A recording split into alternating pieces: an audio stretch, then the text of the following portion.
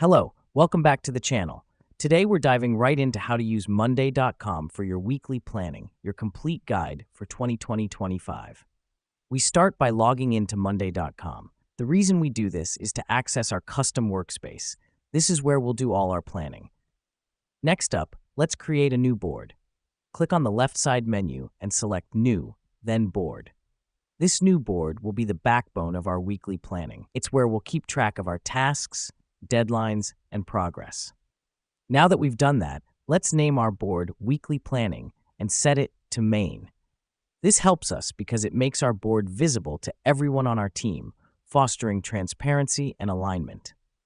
The next step is to create groups for each day of the week. Click on the New Group button and give it the name of a weekday. Repeat this until you have a group for each day from Monday to Friday. Groups help us organize our tasks by assigning them to specific days, which aids in prioritizing and time management. Now it's time to add tasks. To do this, we click on the plus button in each group and type in our tasks. Each task is a piece of work we need to do within the week. Adding tasks on Monday.com is essential as it helps us visualize our workload and plan accordingly. To complete the setup, we'll assign each task to a team member and add a deadline. Click on the task, then Assignee to choose a team member, and Due Date for the deadline. This is crucial since it ensures everyone knows their responsibilities and when they need to complete them. And that's it.